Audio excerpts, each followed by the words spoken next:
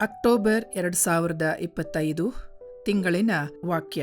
ನಿರೀಕ್ಷಿಸಬಹುದಾದದಲ್ಲಿನ ಅನಿರೀಕ್ಷಿತತೆ. ನಿರೀಕ್ಷಿಸಬಹುದಾದದಲ್ಲಿನ ಅನಿರೀಕ್ಷಿತತೆ. ಅನಿರೀಕ್ಷಿತತೆ ಎಲ್ಲಾ ಕ್ಷೇತ್ರಗಳಲ್ಲಿಯೂ ಇದೆ. ಕ್ರೀಡೆ, ಹವಾಮಾನ, ರಾಜಕೀಯ, ಕೃಷಿ ಅಥವಾ ವೈದ್ಯಕೀಯ ಎಲ್ಲದರಲ್ಲೂ. ನಾವು ಕೆಲವೊಂದು ಮಾದರಿಗಳು, ಹಿಂದಿನ ಅನುಭವಗಳು ಅಥವಾ ತಜ್ಞರ ಮುನ್ಸೂಚನೆಗಳನ್ನು ಅವಲಂಬಿಸುತ್ತೇವೆ.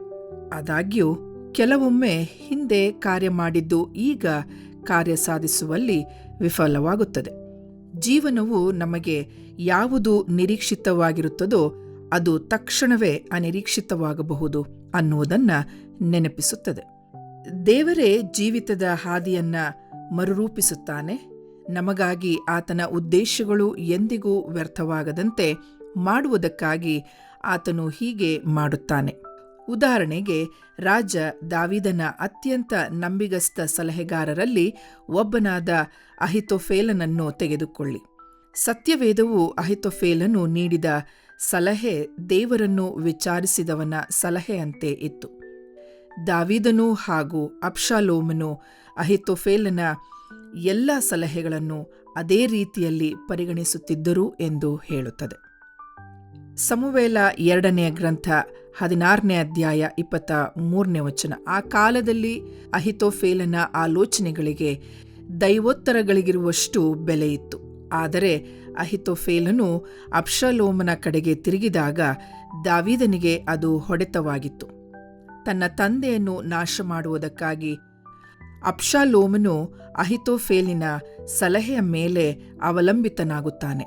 ಅಹಿತೋಫೇಲನು ಯೋಜನೆ ಸ್ಪಷ್ಟವಾಗಿಯೂ ನಿರ್ದಯವಾಗಿಯೂ ಇತ್ತು. ದಾವೀದನು ದಣಿದಿರುವಾಗ ಅವನನ್ನು ಹೊಡೆದುರುಳಿಸಿ ಅವನ ರಾಜ್ಯಾಧಿಕಾರವನ್ನು ಮುಗಿಸುವುದು. ಸಮುವೇಲ 2ನೇ ಗ್ರಂಥ 17ನೇ ಅಧ್ಯಾಯ 1-4 ವಚನ. ಆ ಯೋಜನೆ ಅಬ್ಷಾಲೋಮನಿಗೆ ಮೆಚ್ಚುಗೆಯಾಗಿ ಇತ್ತು ಎಂದು ಸತ್ಯವೇದವು ಹೇಳುತ್ತದೆ. ಆದಾಗ್ಯೂ ಅದು ಯಾಕೆ ಕಾರ್ಯ ಮಾಡಲಿಲ್ಲ? ವಚನ 14ರಲ್ಲಿ ಅದಕ್ಕೆ ಉತ್ತರವನ್ನು ಕೊಡುತ್ತದೆ. ಯೆಹೋವನು ಅಬ್ಷಾಲೋಮನಿಗೆ ಕೇಡನ್ನುಂಟು ಮಾಡಬೇಕೆಂದು ಅಹಿತೋಫೇಲನ ಆಲೋಚನೆಯನ್ನು ವ್ಯರ್ಥ ಮಾಡಿದನು. ಮತ್ತೊಮ್ಮೆ ಓದಲು ಇಷ್ಟಪಡುತ್ತೇನೆ. ವಚನ 14. ಯೆಹೋವನು ಅಬ್ಷಾಲೋಮನಿಗೆ ಕೇಡನ್ನುಂಟು ಮಾಡಬೇಕೆಂದು ಅಹಿತೋಫೇಲನ ಆಲೋಚನೆಯನ್ನು ವ್ಯರ್ಥ ಮಾಡಿದನು. ಇಲ್ಲಿ ಅಹಿತೋಫೇಲನ ಯೋಜನೆಯ ಭಾಷೆಯನ್ನು ಗಮನಿಸಿ. ನಾನು ಆರಿಸಿ, ನಾನು ಹಿಂದಟ್ಟಿ, ನಾನು ಅವನ ಮೇಲೆ ಬಿದ್ದು ಬೆದರಿಸುವೆನು, ನಾನು ಕೊಂದು, ಕೇವಲ ಸ್ವಾರ್ಥದಿಂದಲೇ ತುಂಬಿತ್ತು. ಆದರೆ ಗರ್ವಿಷ್ಠರು ಯಾವತ್ತೂ ದೇವರ ಹಿಡಿತದ ಹೊರಗಿರುವುದಿಲ್ಲ.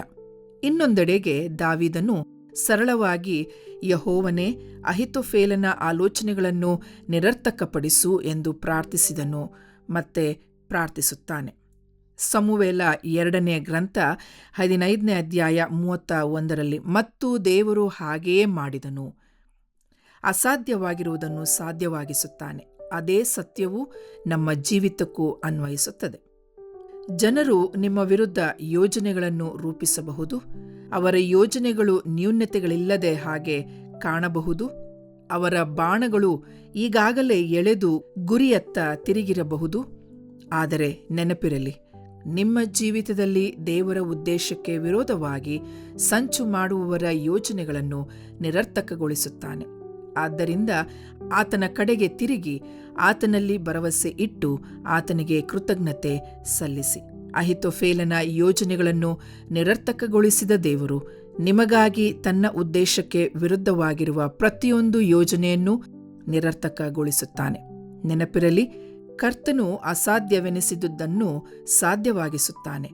ಈ ಕರ್ತನನ್ನು ಗಟ್ಟಿಯಾಗಿ ಹಿಡಿದುಕೊಳ್ಳಿ, ಆತನಲ್ಲಿ ನಂಬಿಕೆ ಇಡಿ, ಆತನ ಕಡೆಗೆ ತಿರುಗಿರಿ, ಏಕೆಂದರೆ ಇದನ್ನು ಮಾಡಬಲ್ಲವನು ಆತನೊಬ್ಬನೇ. ಶುಭ ತಿಂಗಳು. ದೇವರು ನಿಮ್ಮನ್ನು ಆಶೀರ್ವದಿಸಲಿ.